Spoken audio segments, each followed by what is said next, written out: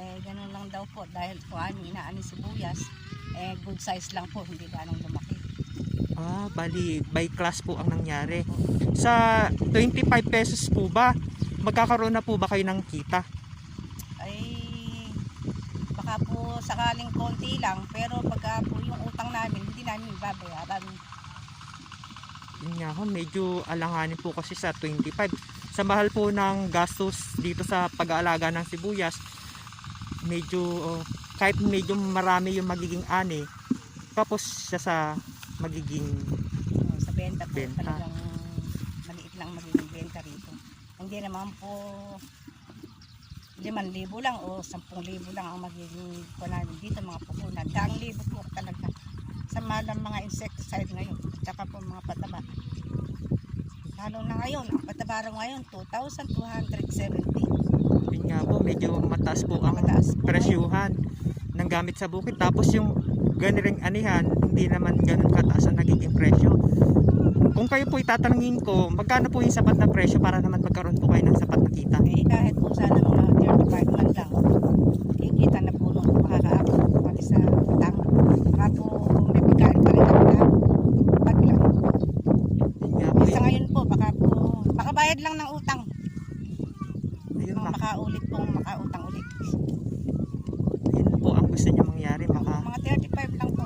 Hindi naman po kami naghahangad po talagang malaking kita. Opo, yun, sapat lang po Sapat lang sana. po na kami makaraos sa tag-ulan, makabayad sa utang.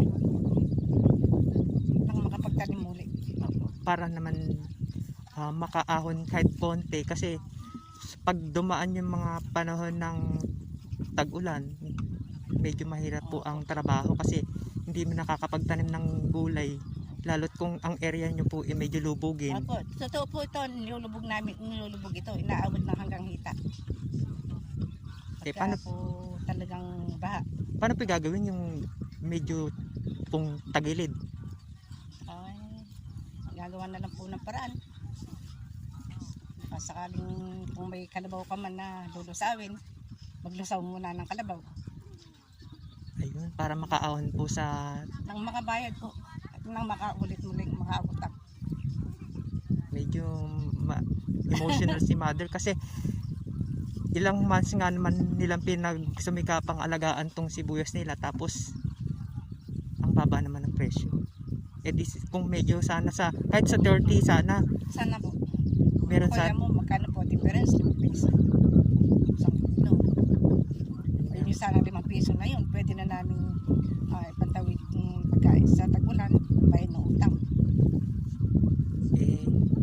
sana naman sa ibang mga buyer naman wag naman sobrang baba. Hindi naman sa pinangungunahan po namin sila na bumili ng mataas, pero kung nakikita naman nila yung sitwasyon ng mga magsasaka na yun din ang ikinabubuhay, sana konting konsiderasyon po o parang pinakatulong na lang din nila sa mga farmers dito sa Bungabon. Hindi lang naman dito sa Bungabon, pati sa ibang lugar na nagtatanim din po ng sibuyas. Sana po hindi, sa mga susunod na panahon tumapat naman po kayo sa medyo mas mataas, para naman yung pagsisikap nyo sa pag-aalaga ng sibuyas matambasan naman po ng sapat na kita para naman sa pinagpaguran yung ilang buwan. Sana naman po. Yun lamang po at maraming salamat.